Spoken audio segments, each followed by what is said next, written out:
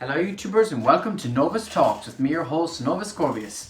And this is the Q&A I said I'd be doing. I'm really excited about doing it because, as I said in the announcement video, I haven't done one since 2016 and that was on my old channel. And it's going to be refreshing to do one once again. And I'm really excited about it, so we're going to jump right into it. So without further ado, I'm going to get straight into them. First up is this question by, I'm sorry if I don't pronounce this right, Revilo or Revilo, I'm not sure how to say it. They asked me a few questions actually. First of all, they say, I have a few questions. Rank your top 5 games of all time, your top 5 horror games of all time, who is your favorite Transformer of the movies, and just general stuff about me. So to answer the first part of that, my top 5 games, Metroid 2, simply because I love the exploration of it. I think it's the black and white colouring it has. Out of all the Metroid games I've played, it's one of the only ones really that really gets me immersed in the creepy, dark atmosphere of the world. So that one definitely stands out to me. Mario & Luigi Bowser's Inside Story, because it was the first RPG game I ever played. One of my favourites from my childhood. It was very difficult back then. Playing it recently, it's actually pretty easy, so it just shows how bad I was. Plus the remake was fantastic, but I'll count it all as one game, I won't count it as separate.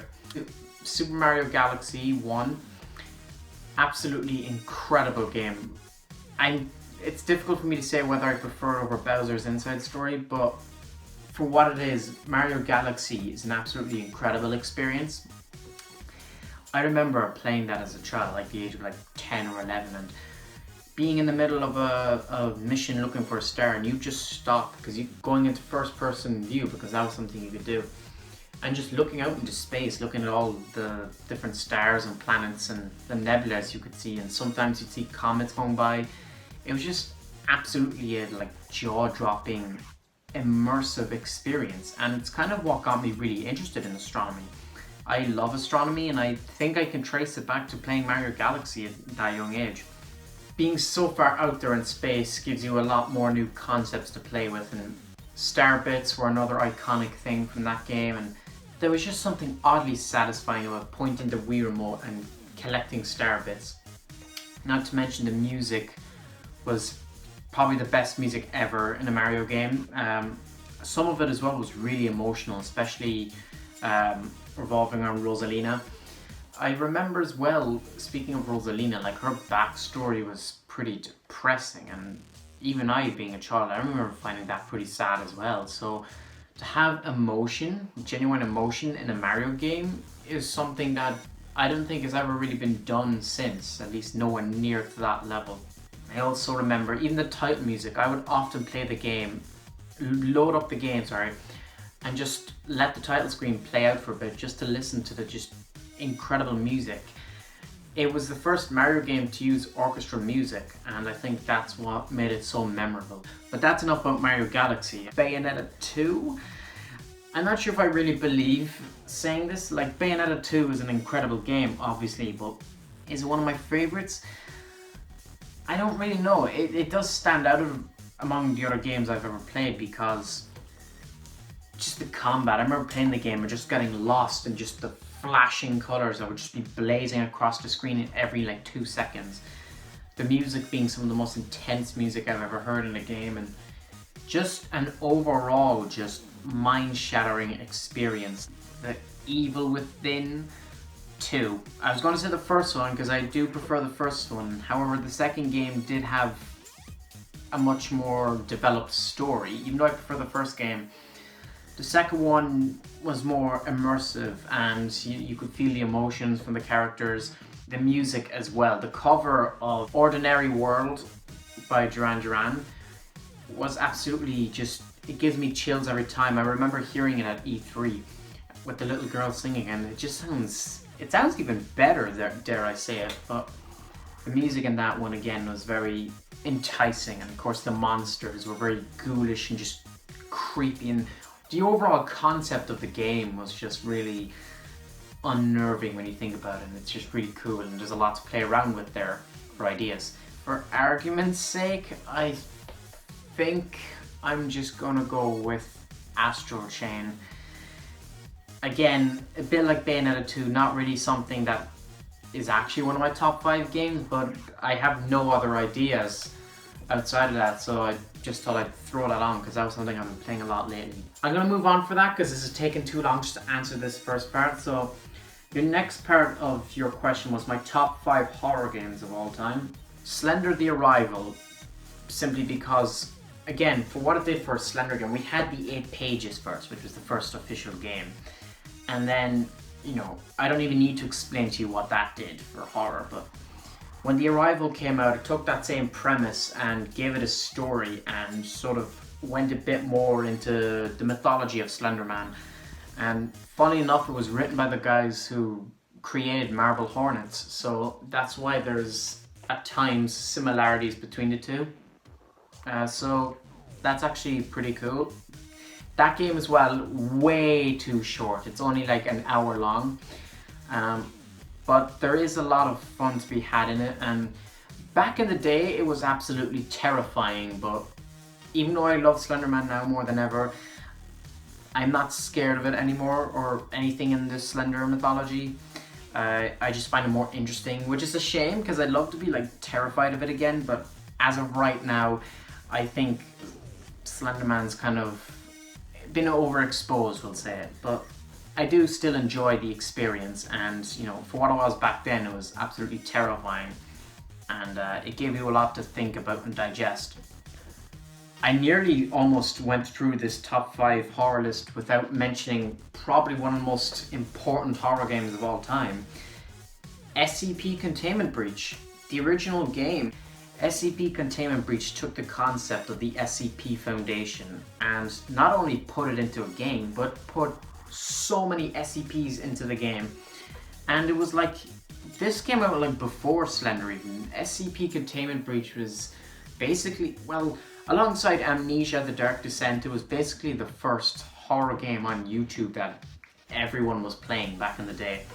It's gone through a lot of changes over the years, and it is a very buggy game, but in terms of sound design, it's probably one of the best designed horror games ever made. The sound design, as anyone who's played the game will tell you, it's absolutely incredible. And the game itself, just going into the lore, adding all those pages around that you could read to read up on the lore and the backstory of the SCPs.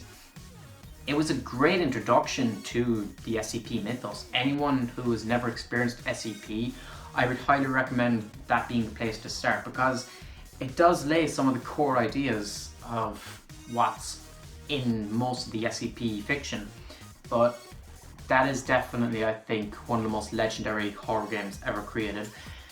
And its last update either came out or is coming out sometime soon. It either came out in June or it's coming out in October or something like that.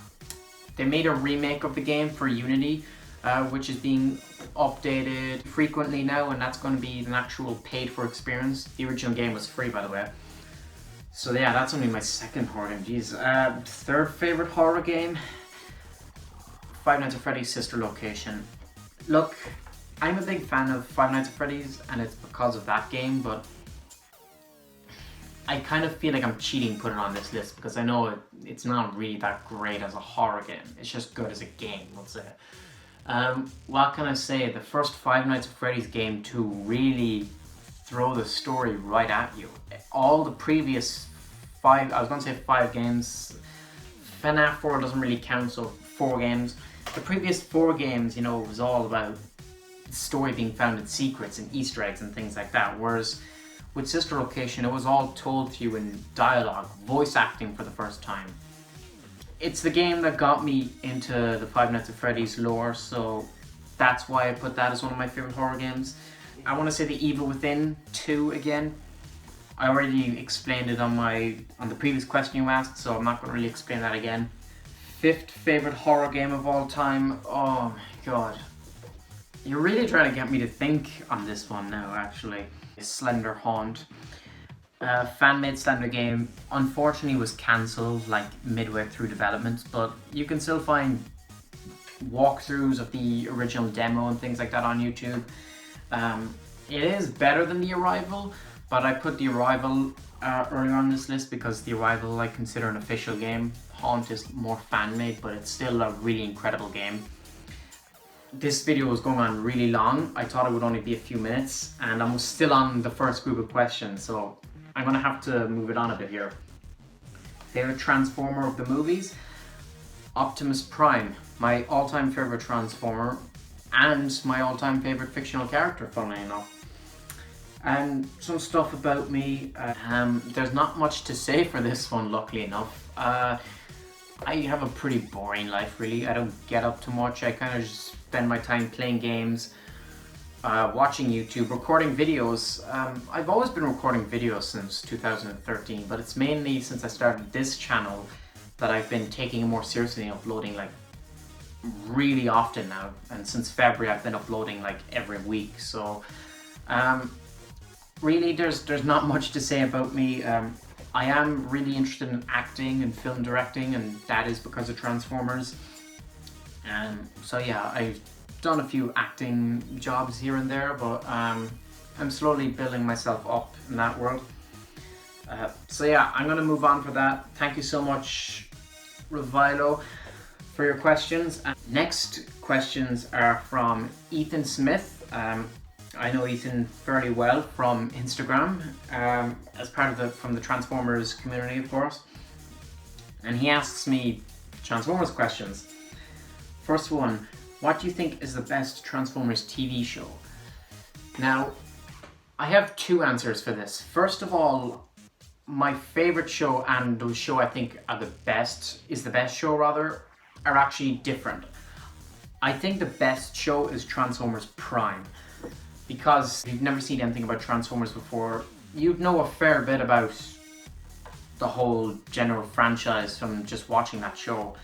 And plus the animated movie was absolutely fantastic. And Predaking is an absolute badass. So what more do I need to say? If you've seen it, you know. But my favorite Transformers TV show is Beast Machines. I don't think that's the best because Transformers Prime lays out the groundwork, whereas Beast Machines is kind of confusing. But Beast Machines is my favorite because it's the first one I ever saw. My first experience with Transformers outside of seeing the movies. And I just love how dark it is and how threatening Megatron is and how it's one of the few children's shows, keyword children's show. It's one of the few children's shows where like the villains win, basically. And that's just really shocking, amazing. I love it. But unfortunately, it is one of the most disliked shows. Next question was, what was my first Transformers figure? There were two that I remember at the earliest. The first one was, I don't have it now because I lost it. All I have left is an arm. The Protoform Starscream from the first movie, the brown figure. I remember actually buying that, and I remember him giving me a lot of trouble to transform. It was incredibly difficult, mind you.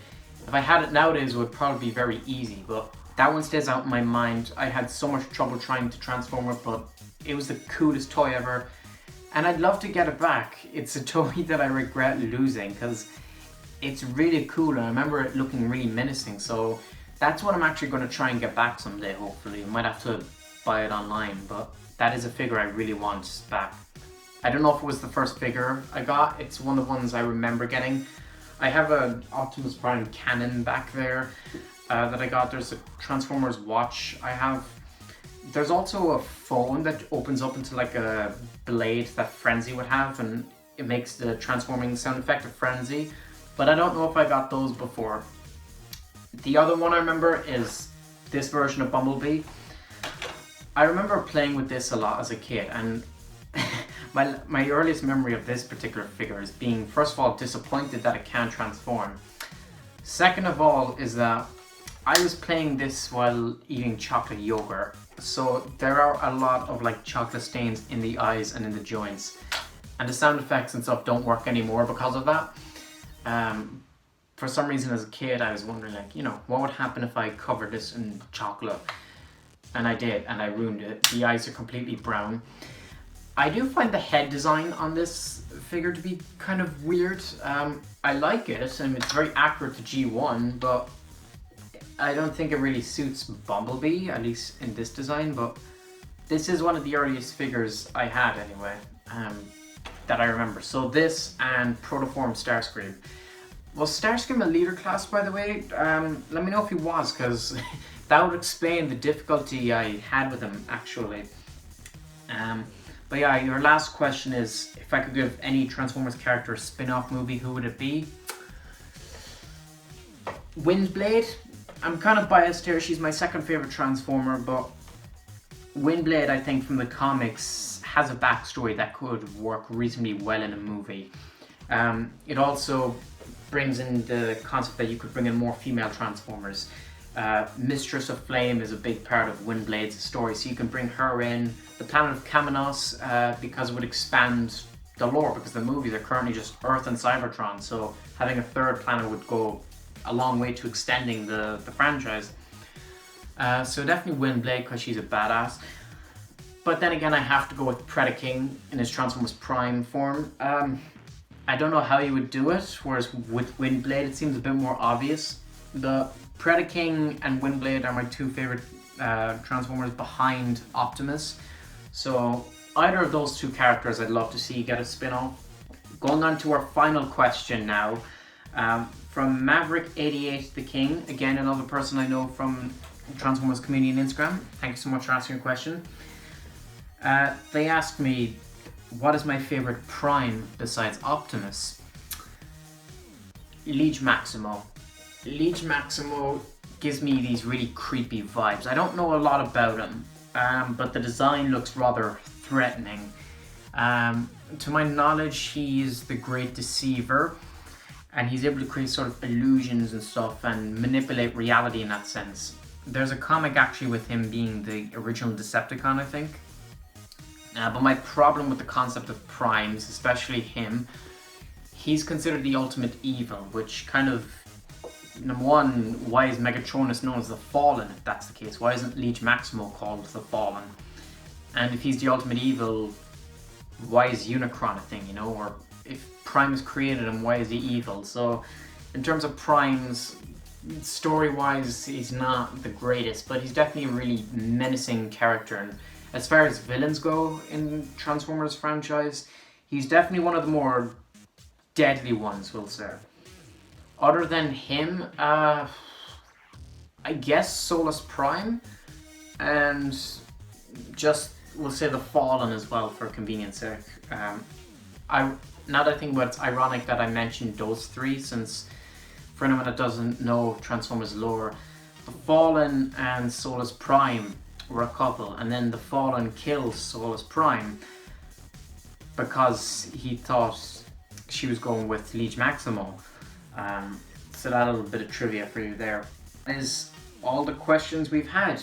Thank you so much to all three of you for asking these questions. I've had a lot of fun doing this video. It's been a while since I got to do a Q&A, and seeing this interaction from you guys, it gives me something to do, and it makes it feel like my videos are actually being watched, so I feel like I'm getting more value out of doing a video like this. So I hope I answered your questions all as well as I could. But yeah, I'll probably do another one of these fairly soon. I don't know how soon, but considering how much fun I actually had doing this, I definitely think I'd like to do more of these. So yeah, I'll obviously make an announcement the next time I do one. I was surprised these all turned out to be Transformers questions. I had a feeling most of them were. I was expecting one or two Metroid questions, or even Saw, but no, I mean, the fact that they're all Transformers lets me flex my knowledge, so yeah. But anyways, one last time, thank you Maverick, Ethan, and Revilo for your questions, and I hope you stay tuned in future videos. So yeah, with that all said, thank you everyone for watching, and please subscribe. Novus Corvus out.